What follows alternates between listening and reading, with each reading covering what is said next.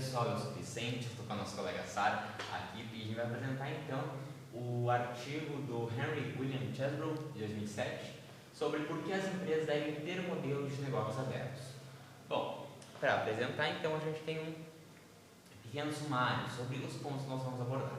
Então vamos falar um pouquinho sobre o autor primeiramente, depois o que é a inovação aberta, que ele propõe, uma insuficiência da inovação, um tópico também sobre custos crescentes e tempos mais curtos, alguns tópicos sobre experiências que as empresas podem adotar para utilizar essa inovação aberta, para testar ela antes, alguns exemplos de empresas que adotaram a inovação aberta e também algumas implicações gerenciais.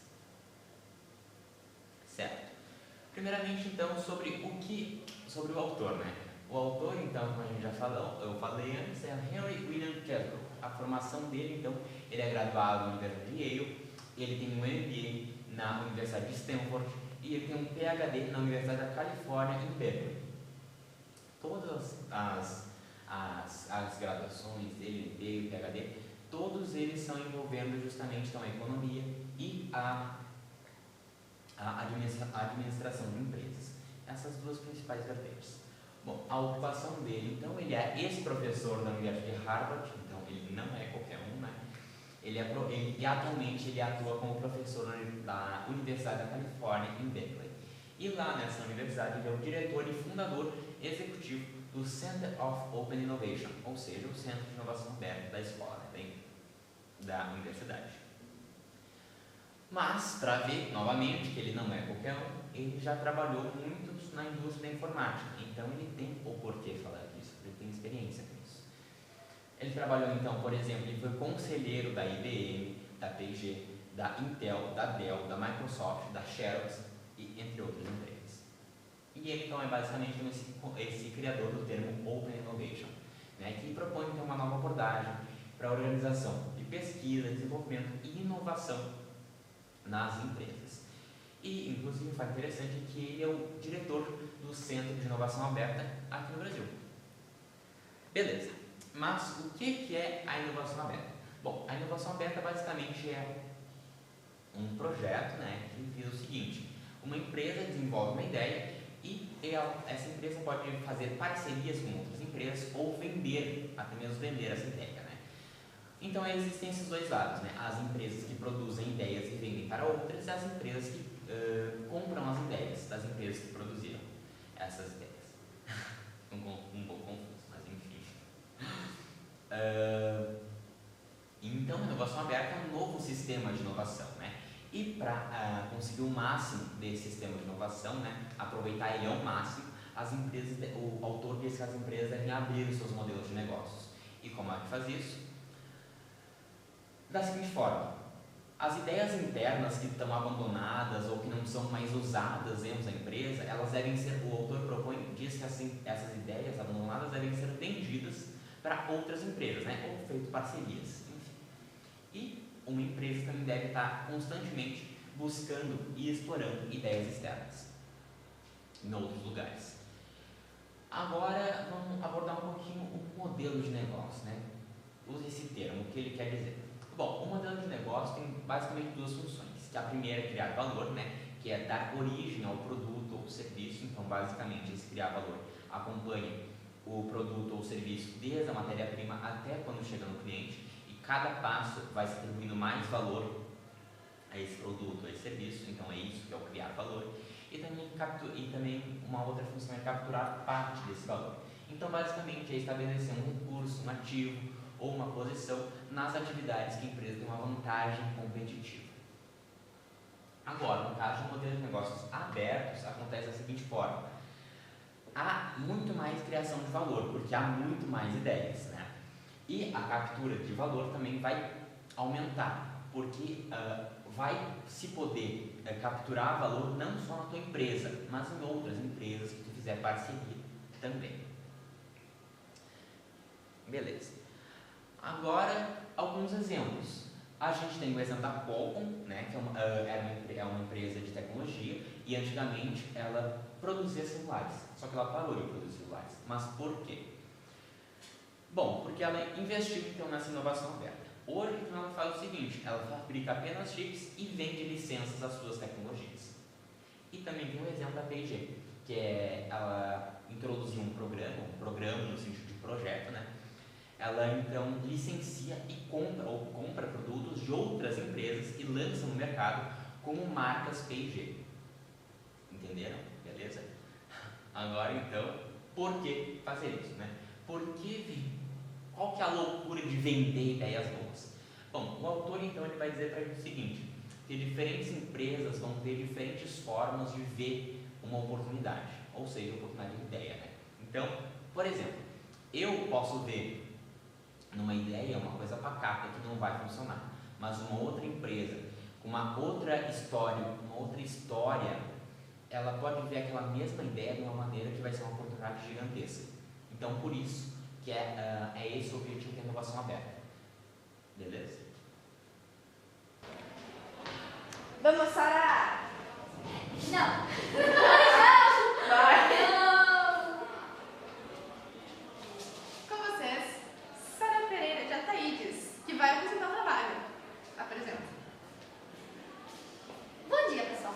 Já que estou sendo obrigada, ameaçada com uma faca, Que eu vou mentira! apresentar a minha parte do trabalho. Bom, o autor aborda um tópico que eu vou explicar um pouquinho para vocês, que é o tópico de ineficiências da inovação. Eu vou explicar aqui para vocês. Dentro desse tópico, ele nos fala sobre mercados de inovação. O que são esses mercados? São um ambiente onde empresas e seus investidores trocam umas ideias, conversam sobre novos investimentos, sobre compras, sobre parcerias, etc. Bom, esses mercados da inovação existem há muito tempo, porém, ultimamente e historicamente, eles têm sido altamente insuficientes. Por quê? Porque a troca de tecnologia e propriedade intelectual ocorre agora por meio de indústrias caseiras, de corretoras e advogados de patentes. Mas então, o que são essas patentes? Uma patente é um documento formal que protege a prioridade e a propriedade de uma inovação. Ela impede que outras pessoas fabriquem, usem e vendam essa inovação sem autorização da pessoa que possui essa patente. A patente é dada, é concedida em troca da divulgação pública dessa inovação criada. Então, esses corretores e advogados de patentes são pessoas envolvidas nesse ramo de criação de patente para ver se está tudo certo. E é isso. Ainda dentro desse tópico, o autor nos fala sobre mercados insuficientes. Esses mercados insuficientes são mercados onde não ocorre a comercialização. Por quê? Devido ao alto custo de fabricação de inovações, esses projetos, os projetos testes, vamos dizer assim, ficam em cima de uma prateleira sem utilidade nenhuma. Em uma pesquisa não formal e nada científica que ele fez, ele descobriu que 75% e 95% das tecnologias patenteadas de empresas estavam inativas, ou seja, estavam guardadas sem utilidade nenhuma devido a esses custos altos. Para evitar que isso aconteça, é importante que as empresas saibam identificar quais são as patentes que elas realmente utilizam de um total de patentes que elas têm. Então, eu tenho no total 10 patentes, mas eu utilizo 5, então eu vou ficar só com essas 5 patentes e vou liberar o restante, né? Outro tópico que ele aborda são sobre custos crescentes e tempos mais curtos, que eu vou dar uma explicadinha mais à frente. Mas, enfim, os custos crescentes são o fator que estimula o processo de inovação aberta, como o Vicente já tinha comentado. Para explicar de uma forma bem relax e bem fácil de entender, vamos para os exemplos. A Intel, uma empresa de tecnologia, em 2006 anunciou 2 novas fábricas, uma delas no Arizona e a outra em Israel. Essas 2 fábricas, cada uma delas custou 3 bilhões de dólares para ser criada. Apenas 20 anos, uma nova fábrica custaria cerca de 1% disso. E a P&G, com a sua marca Always de absorventes femininos, para criar essa, como é que eu digo? Enfim, essa marca, esse produto, custou 10 milhões de dólares para ser desenvolvida há décadas atrás. E devido a esse alto custo, esse pouco procura dessa marca, hoje custaria algo entre 20 milhões e 50 milhões de acordo com o responsável de negócios seja, devido a esse alto custo e a não procura, a falta de demanda, custaria mais caro ainda para abrir uma nova filial desse produto, dessa marca, do que há anos atrás, porque, enfim, né? Porém, com esses custos crescentes, foi colocado, alguém deve ter dito, enfim, deve ter dito, que apenas as grandes empresas iriam crescer graças a isso. Porém, eles não sabiam que dentro desse tabuleiro de xadrez havia uma pecinha muito importante, que seria a redução do ciclo de vida dos produtos, que eu vou explicar logo adiante. Para exemplificar, eu vou usar o exemplo de empresas de computadores antigamente. No início dos anos 1980, eram vendidas unidades de disco rígido com um ciclo de vida de entre 4 e 6 anos, que era o período necessário para que a empresa desenvolvesse uma nova tecnologia que superasse essa outra e lançasse no mercado para que estivesse à venda, né, para os clientes comprarem. No final dos anos 1980, a expectativa de vida do produto ficou entre 2 a 3 anos. E no início dos anos 1980, a expectativa de vida baixou muito e isso foi de cerca de 6 a 9 meses. Para lidar então com esse custo de desenvolvimento e ciclos de vida de um produto, a P&G, aparecendo aqui de novo, desenvolveu a Pringles Print. Infelizmente, não tive a oportunidade de comprar esse produto, ele não existe mais. Mas enfim, era a batatinha Pringles, onde em cada batatinha era imprimida uma mensagem em um desenho diferente. Ela adaptou essa tecnologia da Itália, que era uma tecnologia utilizada para imprimir mensagens em bolos e biscoitos.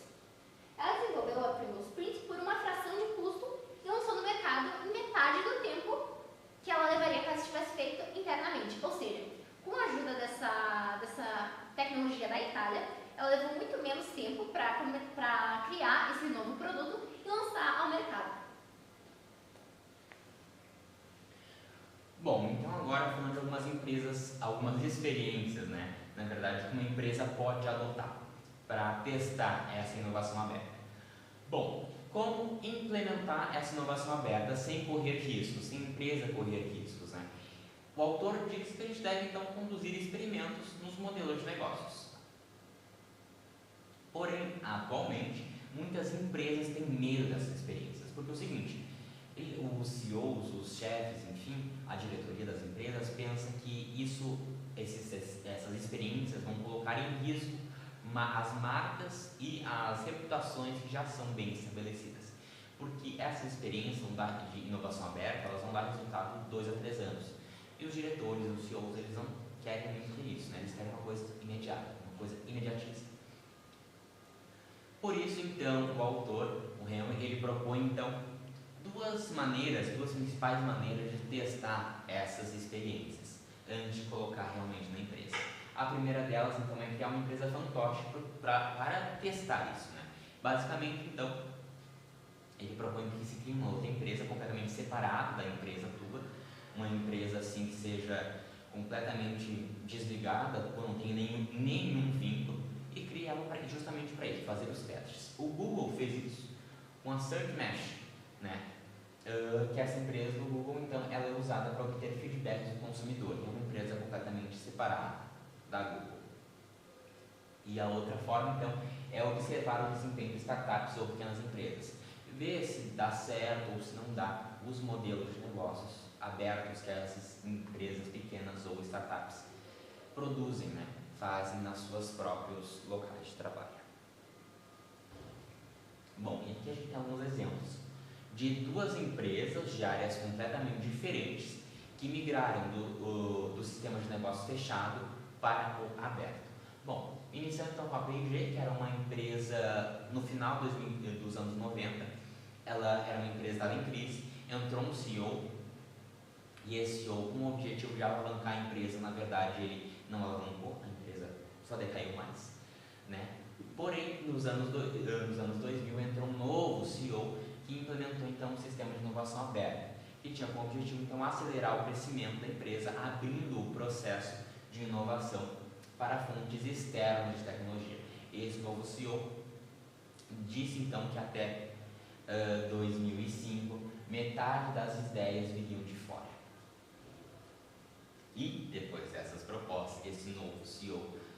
propôs, a empresa começou a ter sucesso. E a gente tem o segundo exemplo da Air Products and Chemicals. Essa empresa, então, é importante ressaltar que ela não estava em crise. Na verdade, o autor diz que ela se transformou silenciosamente em líder em inovação. Basicamente, a empresa, na época, ela estava passando por um processo de fundição, ela estava tentando se fundir com outra empresa, só que esse processo acabou não dando certo. Então, os diretores, a diretoria, percebeu que eles não precisavam se fundir com uma outra empresa para começar a inovar e a competir nesse mundo de inovação.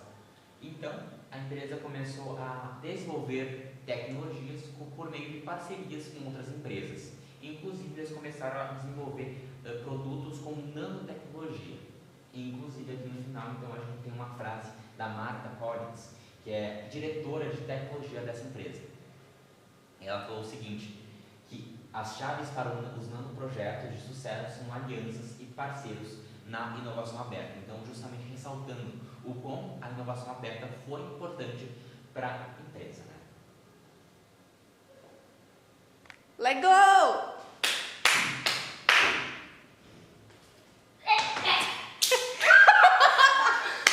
Segue o baile! Com essa entrada triunfal, eu vou apresentar o último tópico da nossa apresentação, que seriam, eu vou dar uma breve resumida, falar dele bem rapidinho, que seriam as implicações gerenciais. O que são essas implicações gerenciais?